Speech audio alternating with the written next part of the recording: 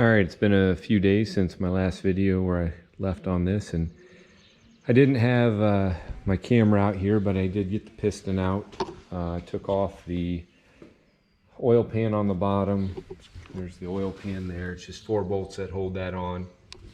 And then took off the cap bolts, tapped the piston out. Piston doesn't look terrible. Again, the cylinder's doesn't look terrible. Got the crank out. I knocked off one of the bearings that was on the side here of the whatever, that side. Knocked it off the crank. Crank looks okay. I'll take it to the machine shop. One thing I'm gonna probably have to do is take out the cam in order to knock out that bearing on the other side, because I don't know if we can see in there, and I'm a little off canter, but it's that gear's in the way of getting that out. So I'll probably do that and then get this to the machine shop this week. And then it's supposed to rain tomorrow. We got some real nice weather going in Ohio right now. So I'm gonna probably work tomorrow on stripping that down and labeling my wires to remake my wire harness, but cleaning that up, and so I can start in the evenings when I have some time sandblasting that. And as I take out the cam on this, I'll probably try to record that. I want to mention, I've been watching in the evenings my buddy Moline Dan. He's got a YouTube channel now, and very interesting, and he actually knows how to work on these Moline tractors compared to me. He's got a lot of experience, and I'm impressed that no matter what model it is, he seems to know what to do. So I've been having fun watching him and learning from him. So if you haven't watched Moline Dan yet, look him up. He's got some really good videos. He's got some really cool tractors. So I'll keep picking away at this. I'm gonna do a little reading and remind myself on how to take out this camshaft, and then I'll show you how I do that. All right, I'm back at it today. I just removed the camshaft out, and that was done by just taking a punch and driving this pin out. It goes in the middle of the camshaft there. So that just drove out, and then I could remove the camshaft. There was a bushing on this end, but I did get that out. So I think the next thing I got to do is I got to take out the lifters here and just mark which is intake and which is exhaust. And I think I basically have this block then ready to go to the machine shop now that I have the camshaft out. So I want to, just to make a note, my buddy Jay-Z from work was watching one of my videos, and he goes, "I love how you use a claw hammer." It just happened to be the one close by. You know how it is. I don't know where my ball peen is. A hammer's a hammer most of the time. So anyway, I've got this apart now. I'm gonna do a little bit more cleanup on the exterior of this, and probably clean some of my gasket stuff off and all before I take it to the machine shop. But then I will be sending this out this week, and hopefully my guy will get it taken care of pretty quickly. One thing I'm unsure of, and I found in here, I don't know if you can see, that's broken right there, and the other one over there is halfway broken. So I'm gonna have to talk to some people that know these engines better than I do, and they can tell me what the story with that is. And now that I'm in there, I see the next thing I can do, and I can probably do it right now, is just knock out the crankshaft bearing. That's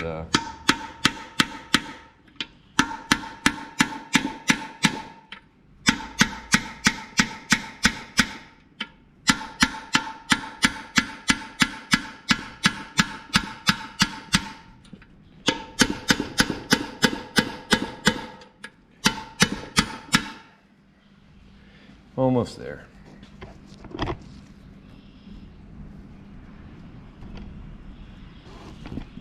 Make sure you guys can see what I'm doing.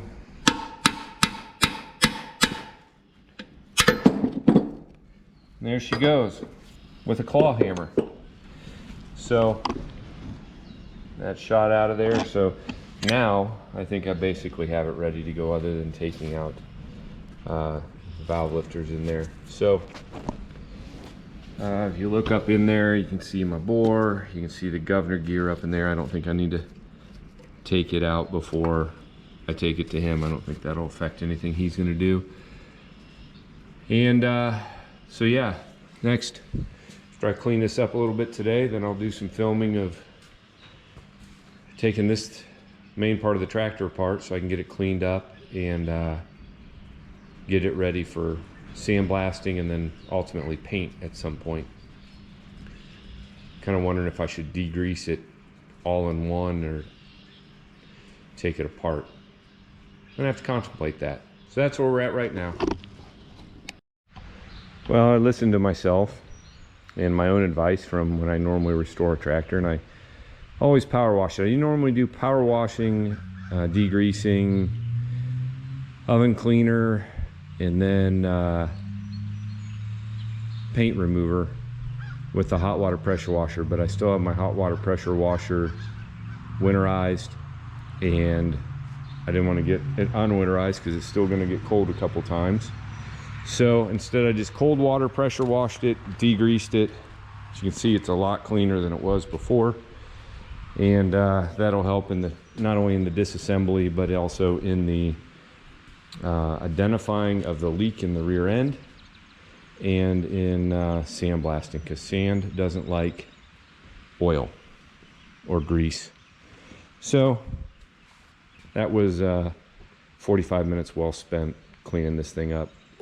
Yesterday I got to the other lawn tractors out, and I had to move them over to this side of the barn and put the batteries in them. Expected them to fire right up, but Grandpa's old 112 did not. I got a lot of sparks from underneath the dash right in there, which means, I don't know, I gotta open the hood and see what it is, but that's where the solenoid is.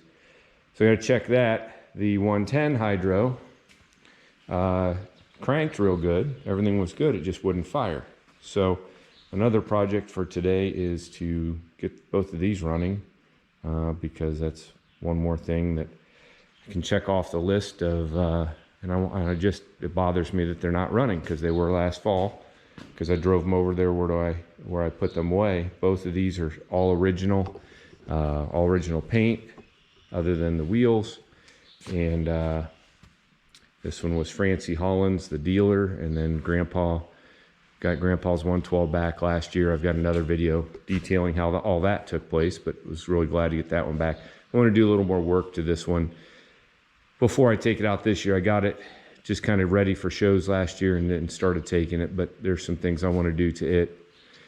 And the other thing I kind of worked on is just kind of funny that it's the right color, but my 1970 Honda Trail 90, kind of a barn find, but I was kind of laughing at myself the other day. All my stuff's yellow, even this old original 1970 with only 900 and, it's got 993 miles on it now, because I've been riding it some. I took it out for probably 6 or 7 miles yesterday. She's not fast, but she's a lot of fun. As a buddy said, it's a lot more fun riding a slow bike fast than a fast bike slow, and I will agree with that. So still doing a little bit on that. My job yesterday was the tail light. It didn't have one on it, so yesterday I got a tail light on it, and she's street legal now, so I can play around with that when I'm not wrenching on all this other stuff in here. So I'm going to mess around with letting that drip dry a little bit. I need to probably track down my leak in the transmission, so I'll have to add some fluid in there for that.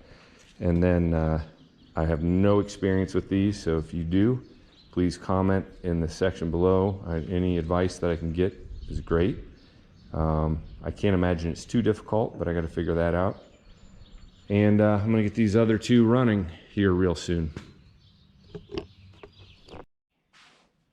All right, working on the 110 here and trying to get it started. Again, nothing, and I can smell gas, so I put my little handy spark plug tester in, or my spark tester, and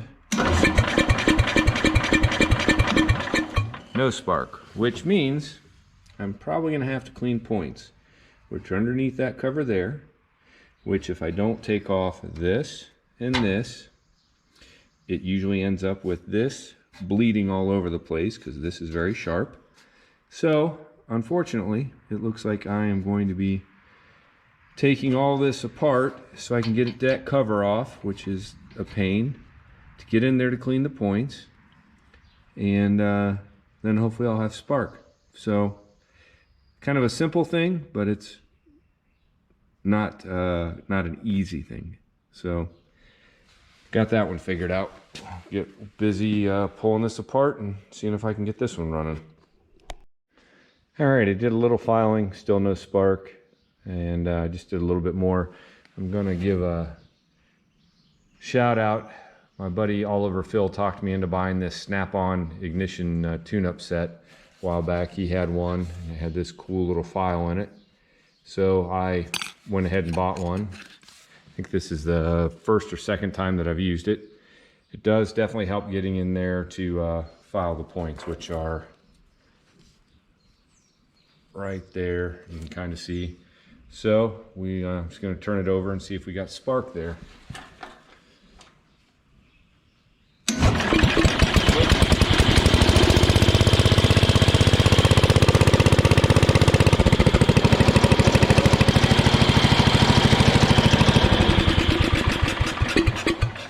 I'd say we got spark now.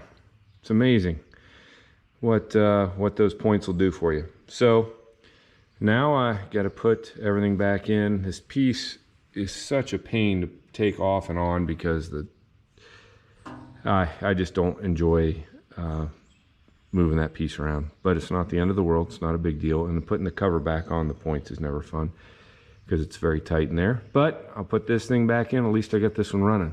Now we'll move over to the 112 here in a minute.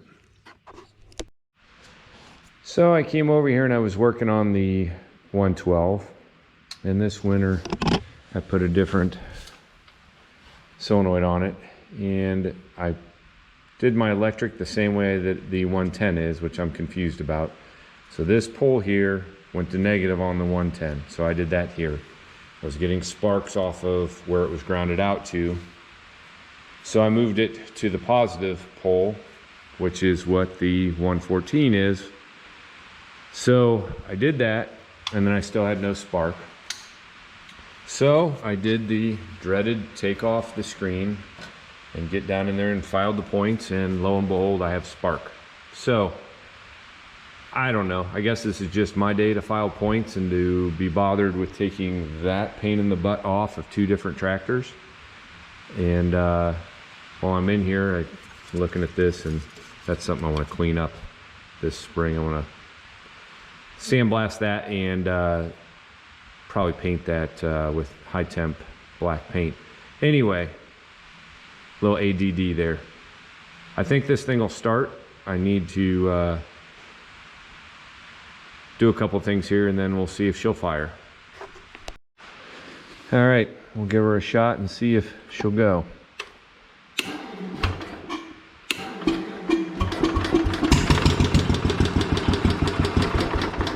No choke. I'll give it a little bit of choke.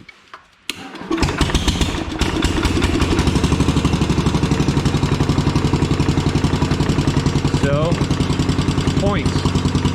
I guess they got enough corrosion on them over the winter that was the problem. Oops. Come on, baby.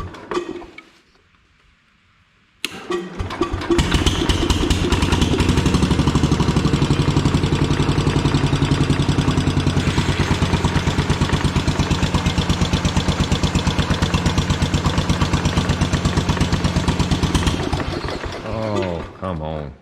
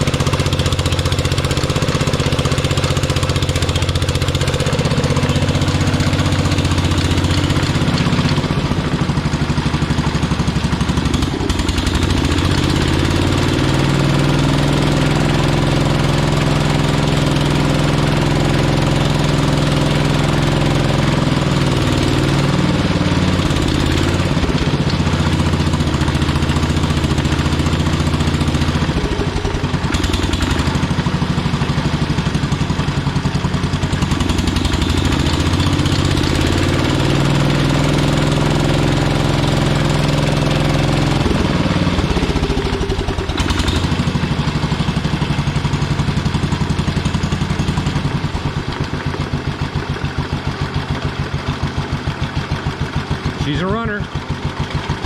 Probably some fuel in there that it just didn't like, I'm guessing.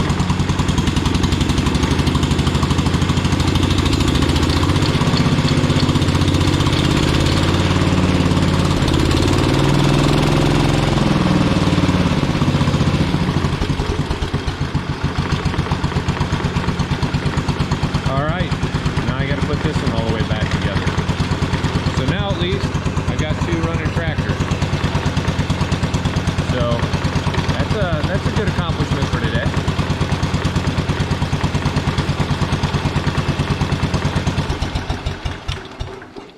I'll take it. It's better than yesterday when I was over there messing with them and neither one would start, and I was not happy. This one was sparking and that one was just, but okay, got these running.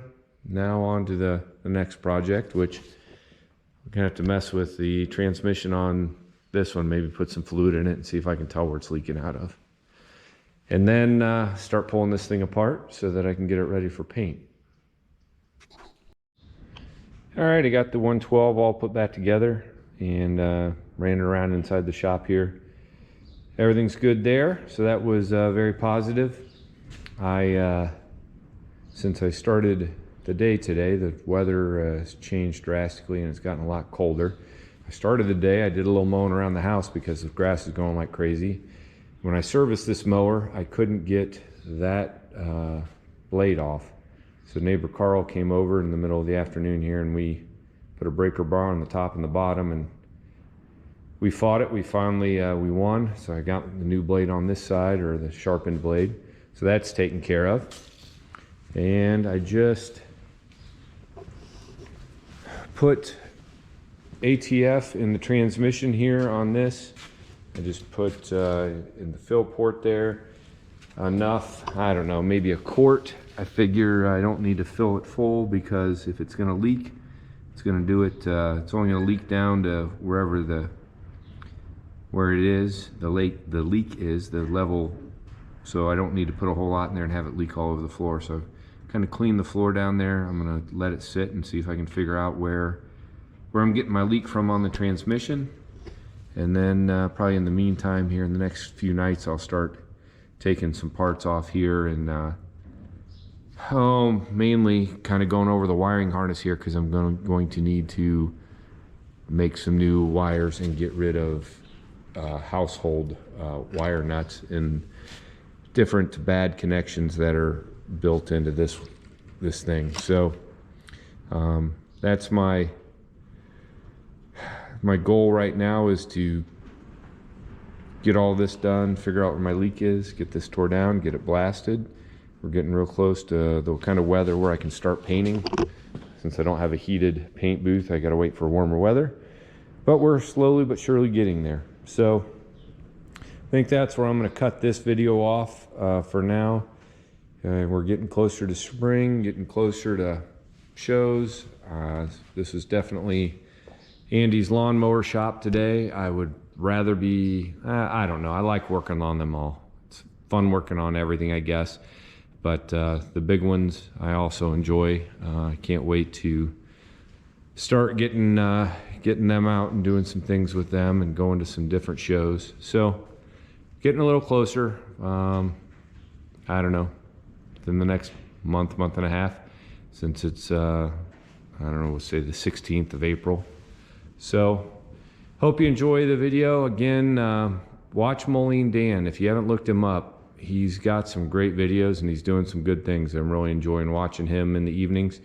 I think we're both trying to get to that 1,000 mark of subscribers. So if you haven't subscribed, it'd be great if you did. And yeah, I hope you enjoy the videos, and they'll get better. I know these are kind of boring and kind of slow on the lawn tractors, but we're getting to show season and I'll do my typical videos at shows and get some drone footage. And so it's all a matter of time. And this week I'm going to get the block and all that to the machine shop, so we get that back, start putting things back together engine wise, and get everything painted. And this 114 will be looking like a brand new, better than brand new tractor. So again, thanks for watching, and until the next video, we'll see you then.